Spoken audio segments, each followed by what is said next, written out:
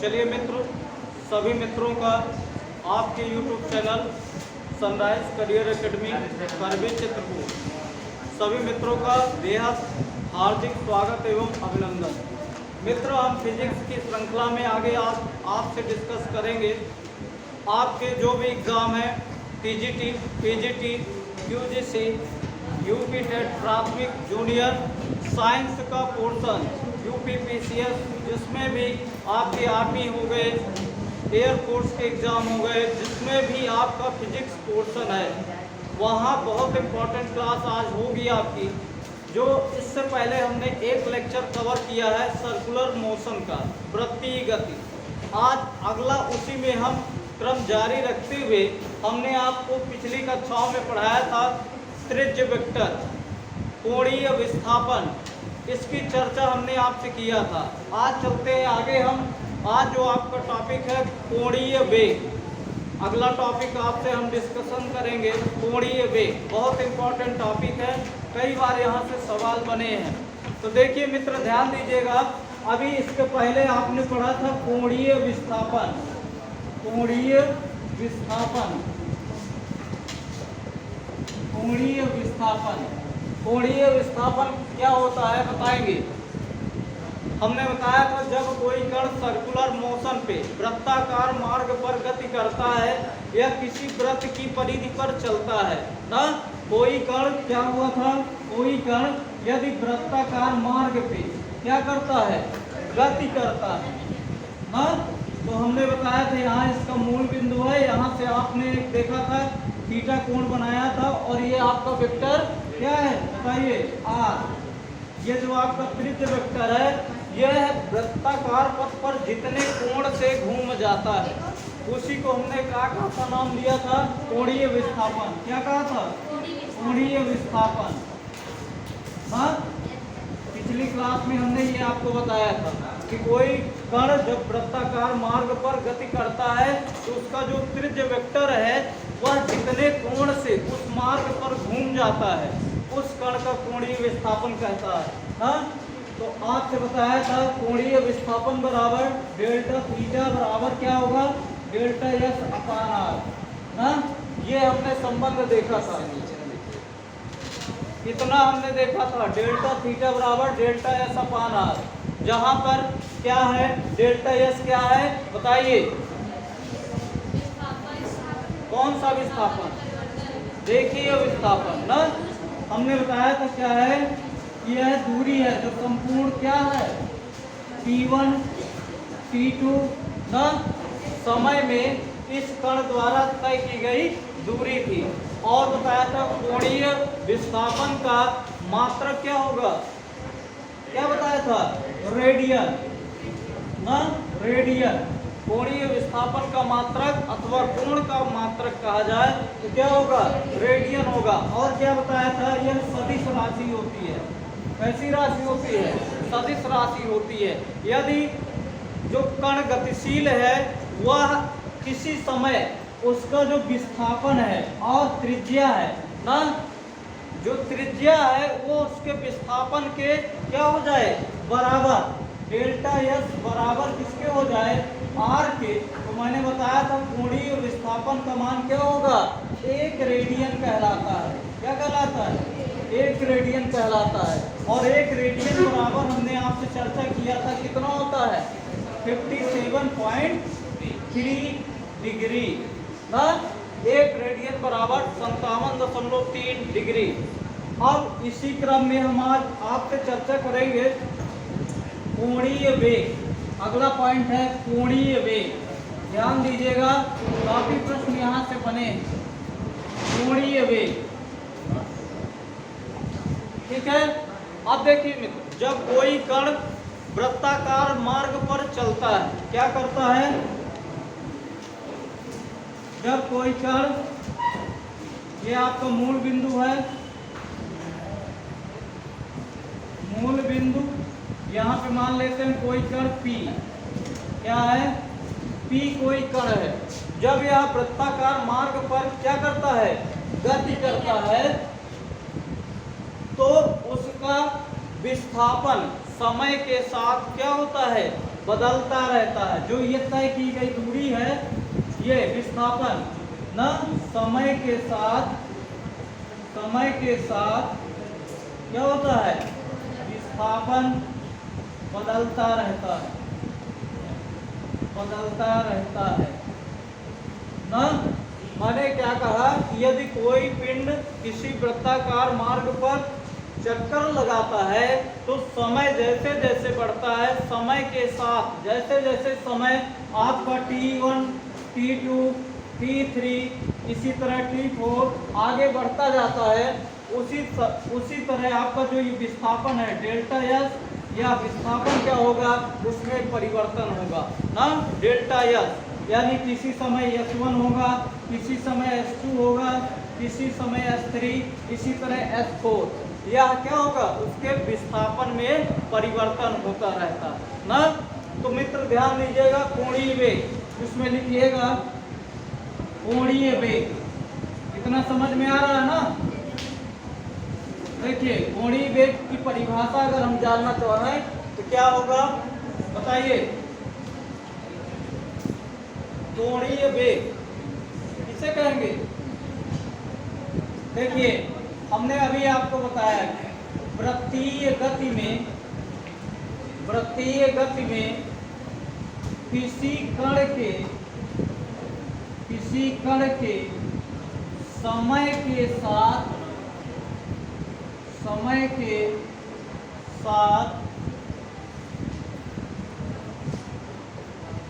कोणीय विस्थापन की दर को क्या कहते हैं, कोणीय वेग कहते हैं। ध्यान दीजिएगा, कोणीय वेग कहते हैं ना। मतलब क्या है कि कोई कण जब वृत्ताकार मार्ग पर वृत्तिगत पर गति करता है तो उसके विस्थापन में समय के साथ परिवर्तन आता है।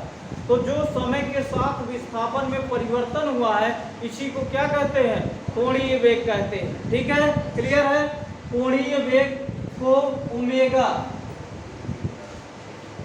ओमेगा ना, कोणीय वेग को ओमेगा से प्रदर्शित करते हैं,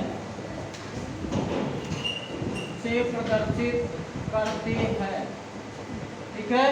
कोणीय वेग को किससे प्रदर्शित करते हैं, ग्रीक अक्षर ओमेगा से ना। किससे प्रदर्शित करते हैं, ओमेगा से।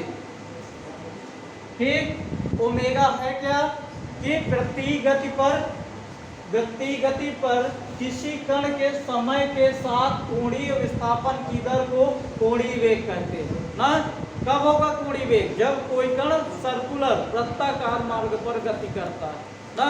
तो जैसे जैसे उसके विस्थापन में परिवर्तन आता है समय के साथ, तो जो जितना चेंज हुआ विस्थापन में प्रति सेकंड उसी को कोणीय वेग कहते हैं। क्लियर है, कोणीय वेग को ओमेगा से प्रदर्शित करते हैं। क्लियर है। अब चलिए आगे देखते हैं, इसको क्लियर कर दिया जाए।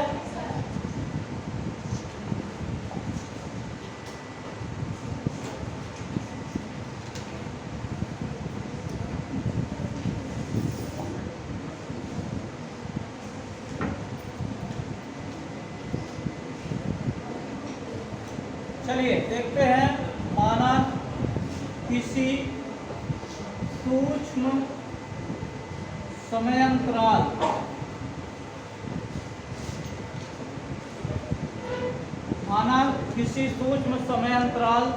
डेल्टा टी, क्या डेल्टा टी में कण का विस्थापन, कण का कोणीय विस्थापन लिख लीजिएगा। कण का कोणीय विस्थापन क्या बताया था हमने, कोणीय विस्थापन बताइए, डेल्टा थीटा है, डेल्टा थीटा है। तो क्या होगा, हम मान लिए जो विस्थापन है, ठीक है, समय के साथ डेल्टा टी समय में उसका कोणीय विस्थापन डेल्टा थीटा है। तो कोणीय वेग कैसे डिफाइन होगा, ठीक है। तब लिखिएगा, तब कण का कण का औसत कोणीय वेग ओमेगा बार बराबर क्या होगा बताइए। अभी मैंने बताया कि कोणीय विस्थापन की दर को क्या कहते हैं, कोणीय वेग कहते हैं। तो ओमेगा बराबर delta theta upon delta T क्या होगा, औसत कोणीय वेग ओमेगा बार बराबर delta theta upon delta T. Clear है, समझ में आ रहा है। जो कण है मान लीजिए प्रतिगत पर, इस कण का हमने मान लिया क्या है, ये पी कण है, इसका विस्थापन कितना माना बताइए, कोणीय विस्थापन मान लेते हैं डेल्टा थीटा है, और ये कितना समय पे है, डेल्टा टी समय पर, डेल्टा टी समय पर। तो इस कण द्वारा जो कोणीय वेग होगा ना, औसत कोणीय वेग होगा, वो क्या होगा, ओमेगा बार बराबर delta theta upon delta T. Clear है, इतना समझ में आ रहा है ना। सभी लोग इसको कर लीजिए, राइट कर लीजिए।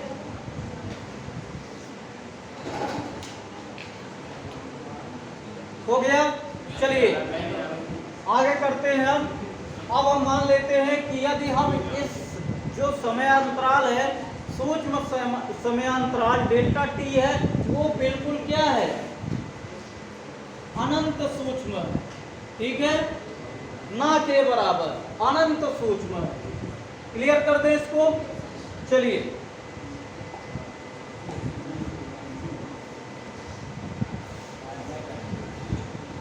देखिएगा यहां से, अगर हम मान लेते हैं माना सूक्ष्म समयांतराल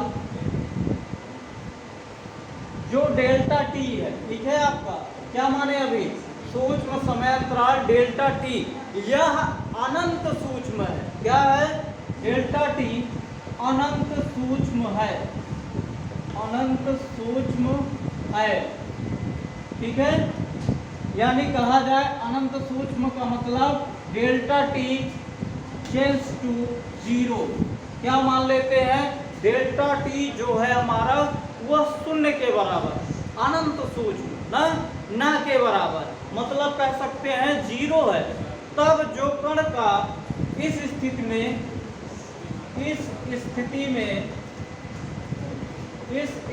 में जो आपने देखा कोणीय वेग ना, औसत कोणीय वेग, अभी आपने औसत कोणीय वेग ओमेगा बार देखा ना, ओमेगा बार, ये क्या होगा, कण के तात्कालिक कोणीय वेग के बराबर होगा। किसके वेग के बराबर होगा बताइए, जो औसत कोणीय वेग है ओमेगा, यह कण के तात्कालिक करंट, ठीक है ना, करंट वाला वेग के या तात्कालिक कोणीय वेग के बराबर होगा। क्या होगा, औसत कोणीय वेग जो हमारा ओमेगा बार है, अगर हम मान लेते हैं कि डेल्टा टी जो हमारा समयांतराल है वो क्या है, अनंत सूक्ष्म है। यानी अनंत सूक्ष्म का क्या मतलब होता है, delta T tends to zero, तब आपका कोणीय वेग क्या कहलाएगा, हाँ, कोणीय वेग जो औसत कोणीय वेग है वो तात्कालिक कोणीय वेग के बराबर हो जाएगा।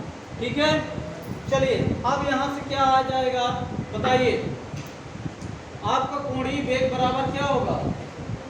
अभी मैंने बताया कि कोणीय वेग को किससे प्रदर्शित करते हैं, ओमेगा से ना, इतना हो गया। तो यहाँ से ओमेगा बराबर होगा limit delta T tends to zero, और क्या बताया, औसत कोणीय वेग बताइए delta theta upon delta T. अब हम मान लिया है कि यह डेल्टा टी अनंत सूक्ष्म है, delta T tends to zero, delta T किस में परिवर्तित हो रहा है, जीरो की तरफ अग्रसर हो रहा है ना, तब हमारा कोणीय वेग ओमेगा बराबर limit delta T change to 0, delta theta upon delta T बराबर क्या आ जाएगा यहाँ से D theta upon D T. तो आप क्या समझ पा रहे हैं, ओमेगा बराबर D theta upon D T. ठीक है, यही आपका डेरिवेशन हो गया। क्लियर है? तो कोणीय वेग ओमेगा बराबर D theta upon D T, यानी कोणीय विस्थापन की समय के साथ परिवर्तन दर को ही हम क्या कहते हैं, कोणीय वेग कहते हैं। क्लियर है? हो गया। चलिए आगे देखते हैं। अब हम कोणीय वेग कैसी राशि है बताइए। इतना हो गया, आगे हम चलते हैं। कोणीय वेग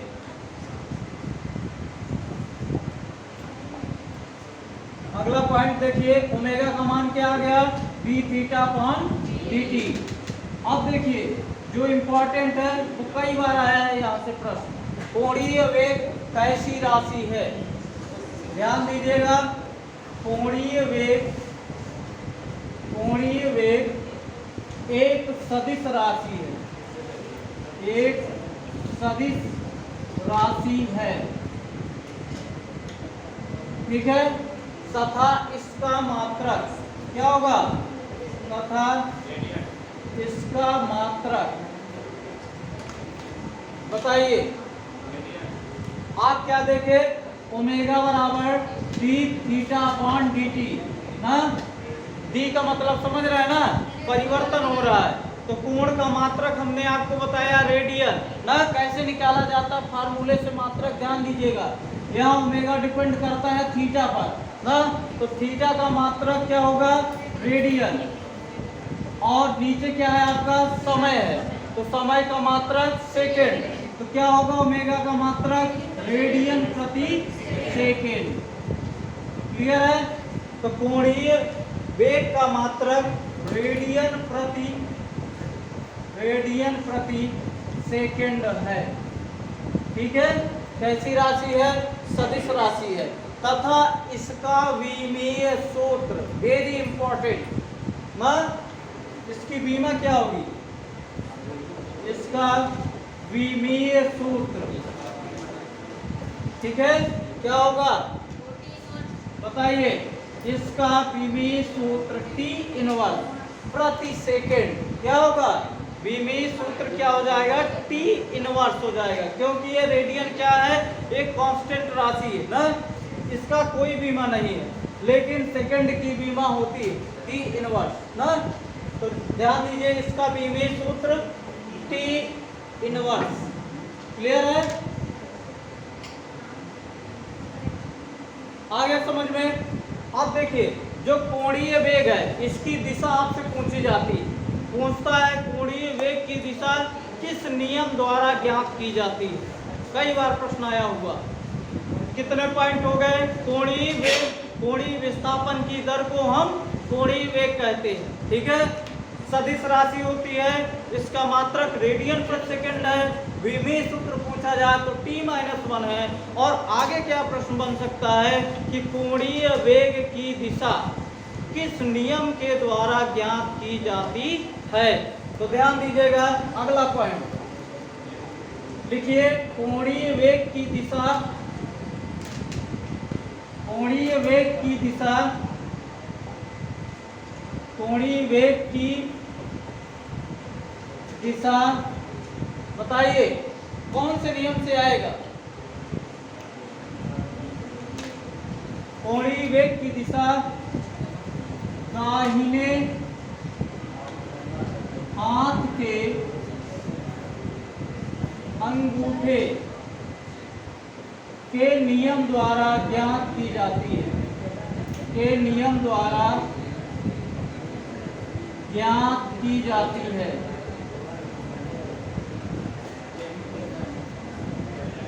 ठीक है, कोणीय वेग की दिशा किस नियम द्वारा, दाहिने हाथ के अंगूठे के नियम द्वारा ज्ञात की जाती है। क्लियर है? समझ में आ रहा है इतना? अब लिखिए अगला पॉइंट लिखिएगा, और क्या प्रश्न बन सकता है।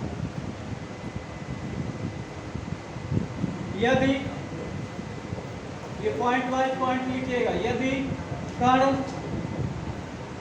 कागज के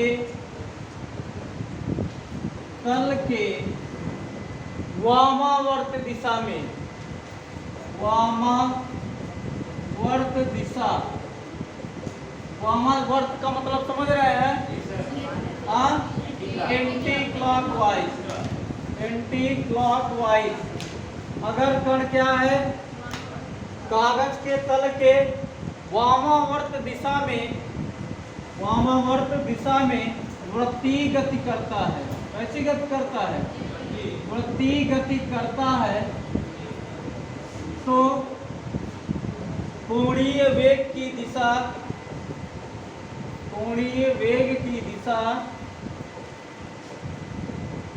बताइए, कोणीय वेग की दिशा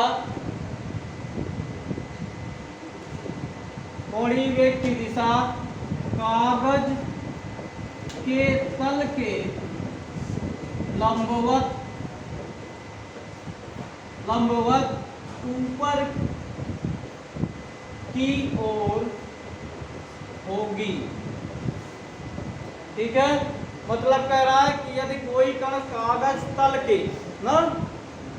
के तल के वामावर्त दिशा में एंटी क्लॉकवाइज रोटेशन करता है ना, वृत्तीय गति करता है, तो जो कोणीय वेग की दिशा है वो उस तल के लंबवत दिशा में, कागज के तल के लंबवत परपेंडिकुलर किस दिशा में? ऊपर की ओर ना, ऊपर की ओर होगी। क्लियर है? लेकिन अगर वह क्लॉकवाइज करे, दक्षिणावर्त दिशा में ना, क्लॉकवाइज अगर घूर्णन करता है, गति करता है, तब उसकी दिशा कहाँ होगी? तब कागज के तल के लंबवत नीचे की ओर होगी। ध्यान दीजिएगा, यहाँ यदि वह क्या करे, बताइए, कागज के तल के दक्षिणावर्त दिशा में ना, अगला पॉइंट है कागज के तल के दक्षिणावर्त दिशा ना, क्लॉकवाइज। कैसे गति करे? क्लॉकवाइज। हाँ, क्लॉकवाइज वृत्तीय गति करे तब कोणीय वेग की दिशा कागज के तल के लंबवत ऊपर नहीं, अब क्या हो जाएगी? नीचे की ओर हो जाएगी, नीचे की ओर होगी। क्लियर है? मतलब क्या हम समझ पा रहे हैं कि यदि कोई कण कागज के तल के क्या करता है, वामावर्त दिशा में एंटी क्लॉकवाइज गति करता है, वृत्तीय गति करता है, तो उस पर जो कोणीय वेग की दिशा ज्ञात की जाएगी वो कागज के तल के लंबवत ऊपर की ओर होगी ना। और यदि वह क्लॉकवाइज घड़ी के चलने की दिशा में गति करता है तो उसकी दिशा क्या होगी? लंबवत नीचे की ओर हो जाएगी। कैसी होगी? नीचे की ओर हो जाएगी। क्लियर है? चलिए इसको कर लीजिए, फिर अगला पॉइंट लिखिए।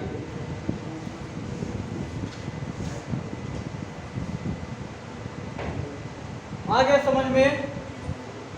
अब देखिए यहां से अगला पॉइंट,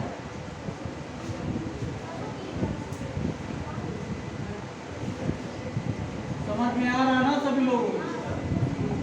देखिए अगला पॉइंट हमने बताया था आपको, एक पूरे चक्कर में कण कितने अंश कोण से घूमता है? बताइए।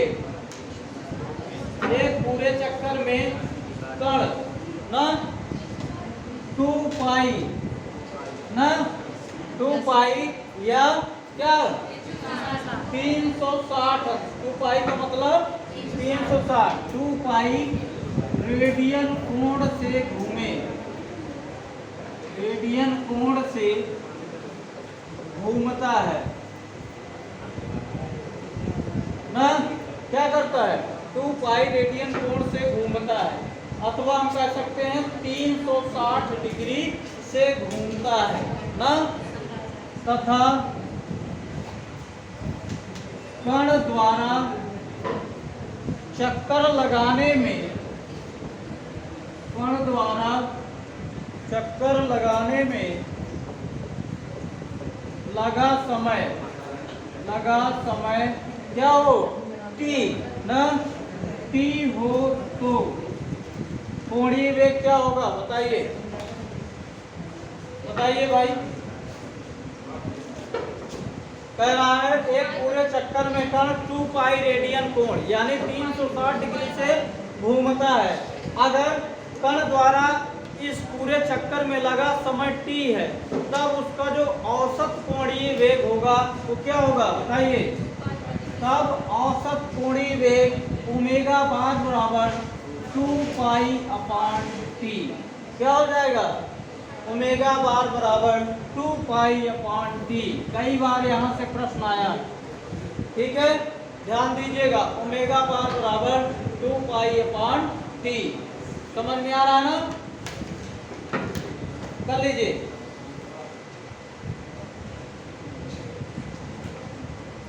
अगला पॉइंट, यदि कण 1 सेकंड में n चक्कर लगाए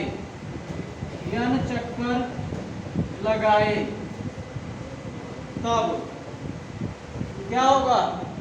अगर एक सेकंड में n चक्कर लगाता है कोई कण, तो ओमेगा बार बराबर क्या होगा, ओमेगा बार बराबर 2 पाई n क्या हो जाएगा, ओमेगा बार बराबर 2 पाई n, जहां n क्या है, बताइए। 1 सेकंड में लगाए गए चक्रों की संख्या ना, क्या है n, 1 सेकंड में लगाए गए चक्रों की संख्या ना, चक्रों की संख्या। अब देखिए ओमेगा बराबर क्या आ गया, 2 पाई n ना। इसी को हम क्या कह सकते हैं, बताइए। n को आवृत्ति भी कहते हैं, क्या कहते हैं, बताइए भैया। जो n हमने लिखा है उसको क्या नाम देते हैं, लगाए गए चक्रों की संख्या, या n बराबर कोणीय आवृत्ति, क्या है, कोणीय आवृत्ति। क्लियर है। इतने सारे पॉइंट आपको कोणीय वेग से ध्यान में रखना है, ठीक है। यहाँ से कई सारे प्रश्न बनते हैं।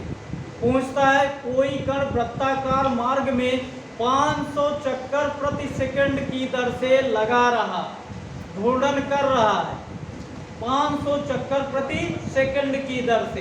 पूछता है उस कण का कोणीय वेग होगा ना, तो n का मान पता है, तो कोणीय वेग ओमेगा बराबर 2 पाई n कैलकुलेट कर लेंगे ना। चलिए, ये तो कोणीय वेग की बात हो जाती है। अब आगे हम बात करते हैं, बताइए। अगला पॉइंट आता है आपका रेखीय वेग। रेखीय वेग, ठीक है। अगला पॉइंट रेखीय वेग, लीनियर वेलोसिटी, ठीक है। रेखीय वेग, कोणीय वेग के बाद क्या आता है, रेखीय वेग आता है। क्लियर है। अब देखिए, जैसे अभी आपने पढ़ा कि कोणीय वेग है, वृत्ताकार मार्ग पर कोणीय विस्थापन की दर को क्या कहते हैं, कोणीय वेग कहते हैं। इसी तरह जब कोई पिंड, ठीक है, ऋजुरेखीय मार्ग पर क्या करता है, ऋजुरेखीय मार्ग। ऋजुरेखीय मार्ग का मतलब समझ रहे हैं, हाँ, ऋजुरेखीय मार्ग एक सीधी रेखा पर ना, जब कोई कण एक सीधी रेखा पर गति करता है, ऋजुरेखीय मार्ग पर गति करता है, तो रेखीय विस्थापन की समय के साथ परिवर्तन दर को क्या कहते हैं, रेखीय वेग कहते हैं। क्लियर है। अभी आपने कोणीय वेग कहा तो वो वृत्तीय गति में होगा, ध्यान दीजिएगा। कोणीय वेग हमेशा वृत्तीय गति में आता है। रेखीय वेग लीनियर वेलोसिटी किस में आएगा? रिज रेखीय गति में आएगा। ठीक है, लिखिए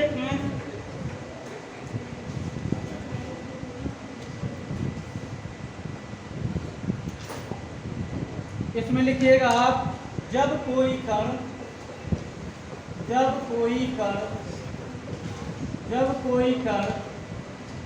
रिज रेखीय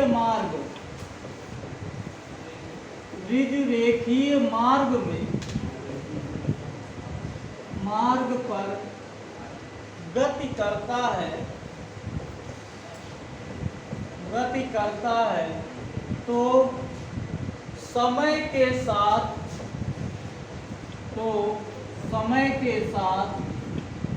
रेखीय विस्थापन की दर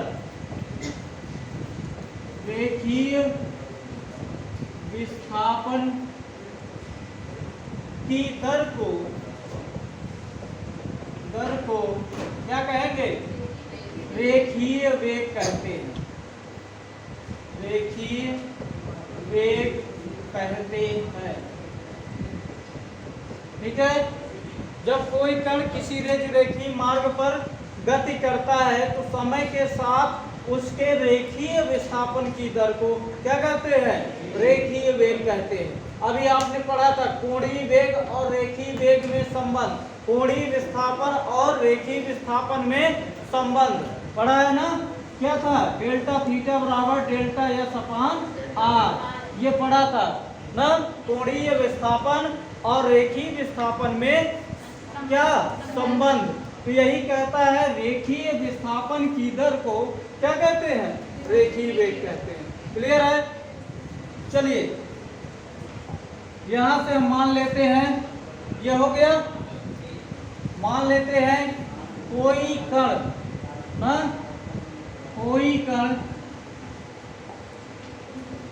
माना कोई कण सूक्ष्म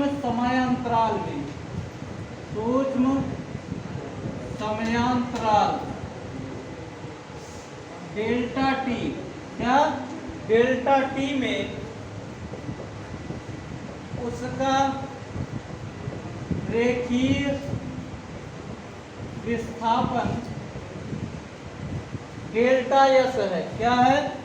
डेल्टा एस है। तो कण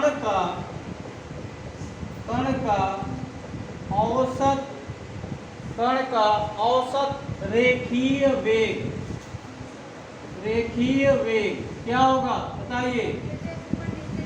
v बार बराबर क्या होगा? Delta S upon delta T. ठीक है, यदि कोई कण रिज रेखीय मार्ग पर गति करता है तो उसके रेखीय विस्थापन की समय के साथ परिवर्तन दर को क्या कहते हैं? रेखीय वेग कहते हैं। हम मान लेते हैं कि माना कोई कण सूक्ष्म समयांतराल डेल्टा टी में उसका रेखीय विस्थापन डेल्टा एस है, तो कण का औसत रेखीय वेग क्या होगा? v बार बराबर बताइए delta S upon delta T. अब यदि सूक्ष्म समयांतराल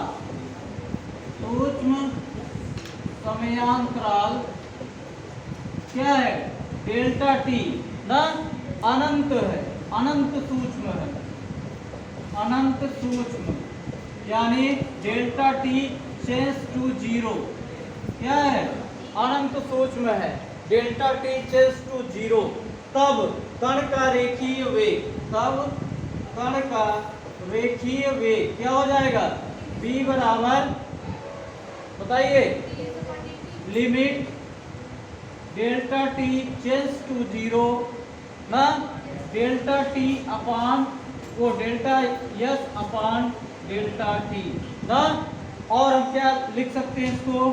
v बराबर डी एस अपान डी टी।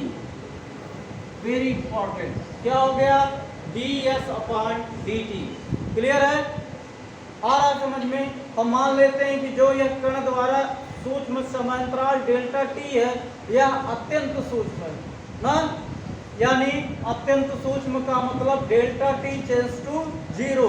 तो यहाँ से क्या आ जाएगा, रेखीय वेग v बराबर limit delta T tends to 0 delta S upon delta T बराबर किसके होगा, v बराबर D S upon D T. Clear है। आगे देखिए और क्या पॉइंट बनेगा, अब बताइए रेखीय वेग का मात्रक। रेखीय वेग कैसी राशि है, हाँ रेखीय वेग एक कैसी राशि है, सदिश राशि है, सदिश राशि है, ठीक है। तथा इसका मात्रक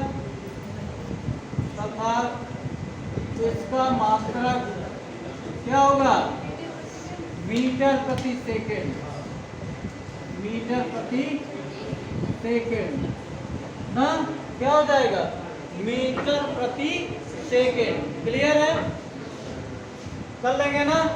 अब मीटर प्रति सेकेंड है, अगर विमीय सूत्र पूछा जाए तो क्या होगा, हाँ देखिए भैया इसका विमीय सूत्र अगर आप निकालें कैसे निकालेंगे, विमीय सूत्र ना, आप ध्यान दीजिएगा यदि किसी भी राशि का मात्रक आपको पता है तो उसका विमीय सूत्र आसानी से निकाला जा सकता है ना। क्या लिखा है मात्रक, मीटर प्रति सेकेंड ना, तो मीटर को हम किससे डिनोट करते हैं, मीटर क्या है हमारी लंबाई है, दूरी है ना, तो मीटर को किससे, लेंथ एल, और सेकंड को समय है तो टी से प्रदर्शित करते हैं, तो क्या हो जाएगा मीटर प्रति सेकंड है एल अपॉन टी हो गया ना।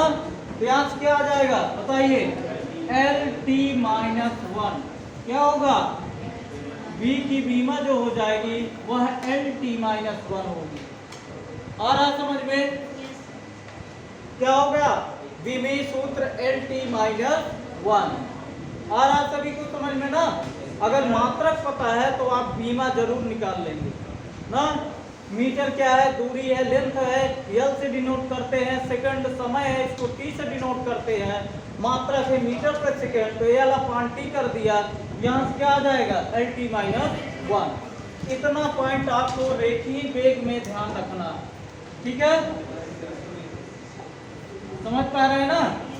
अगला देखिए एक पॉइंट जो सबसे ज्यादा प्रतियोगी परीक्षाओं में आता है वो अगला पॉइंट है, बहुत इंपॉर्टेंट, कोणीय वेग, कोणीय वेग तथा रेखीय वेग में संबंध, रेखीय वेग में संबंध बताइए।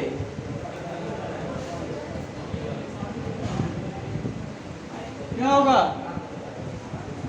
Relation between angular velocity and linear velocity, कोणीय वेग और रेखीय वेग में संबंध। ध्यान दीजिएगा डेरिवेशन हम नहीं कर रहे हैं, आपसे डायरेक्ट जो पूछा जाता है वो ये है, B = R ओमेगा ना, क्या होगा संबंध, V बराबर R ओमेगा, जहां V क्या है अभी आपने देखा रेखीय वेग ना, ओमेगा क्या है कोणीय वेग, कोणीय वेग, और R क्या है दूरी है ना, चली गई दूरी, पिंड द्वारा चली गई दूरी, तो कोणीय वेग और रेखीय वेग में संबंध V बराबर R ओमेगा, ठीक है, समझ में आ रहा है। अब देखिए V = R ओमेगा है, तो यहाँ से क्या हमको निष्कर्ष मिल रहा है बताइए, इस संबंध से क्या जानकारी मिल रही है, V = R ओमेगा मतलब किसी पिंड का रेखीय वेग, किसी पिंड का, क्या समझ पा रहे हैं, किसी पिंड का रेखीय वेग, किसी पिंड का रेखीय वेग पिंड द्वारा, पिंड कह सकते हैं, कण कह सकते हैं, ठीक है ना, पिंड द्वारा तय की गई दूरी तथा उसके कोणीय वेग के गुणनफल के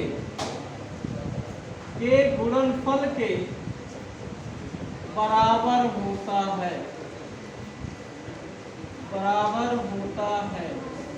क्लियर है? B इक्वल आर ओमेगा क्या प्रदर्शित करता है कि किसी पिंड का जो रेखीय वेग है उसके द्वारा चली गई दूरी और जो उसका कोणीय वेग है ओमेगा इसके गुणनफल के बराबर होता है। समझ रहे हैं ना? क्लियर है? चलिए आगे देखते हैं।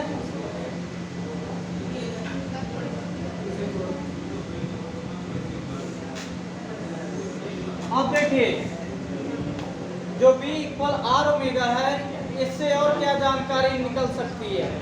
यहां से एक बात और आ रही है, पिंड या कण, ठीक है, पिंड या कण जितना केंद्र से अधिक दूरी पर होगा ना, पिंड या कण जितनी अधिक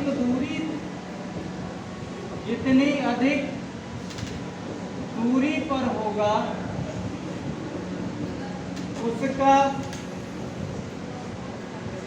रेखीय वेग उतना ही अधिक होगा।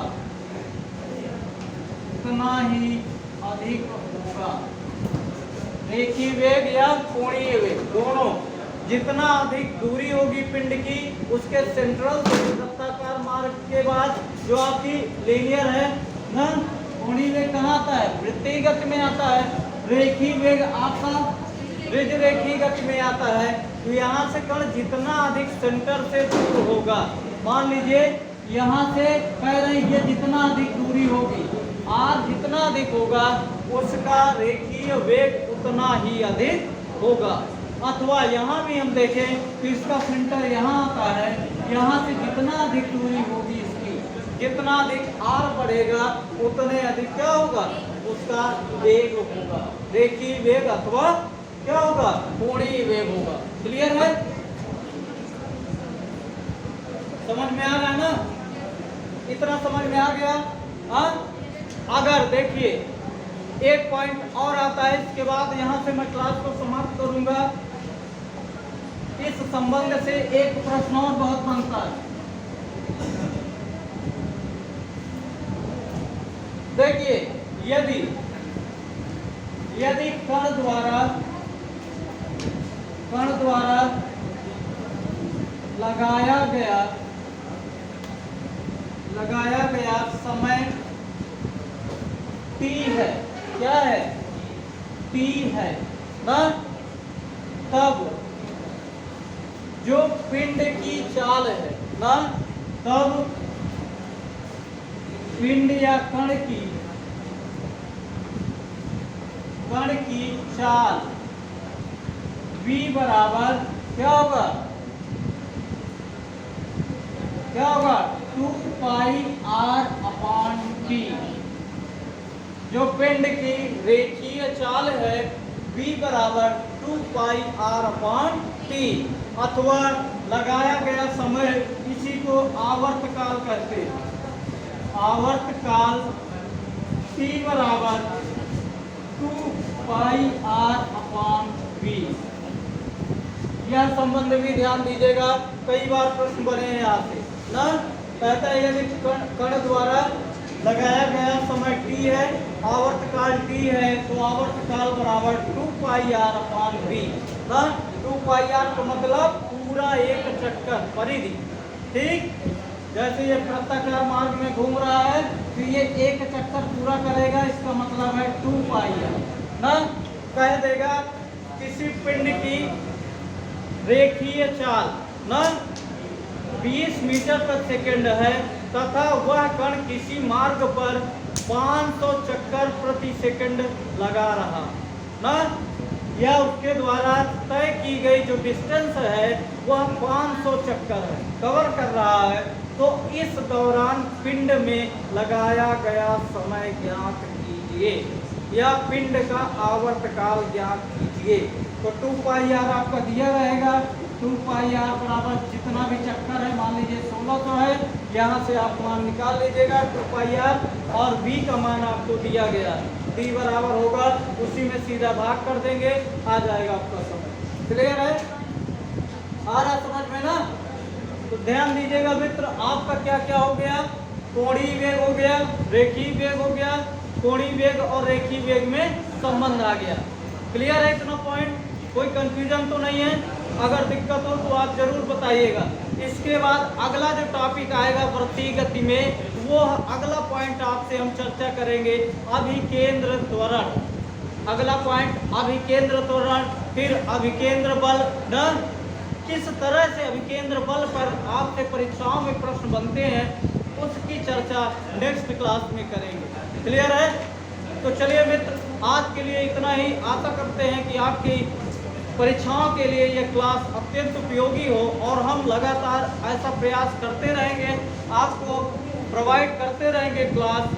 जितने भी एग्ज़ाम में साइंस है, जिसमें फिजिक्स का पोर्शन है, वो ज़्यादा से ज़्यादा पोर्शन आपका कवर हो सके।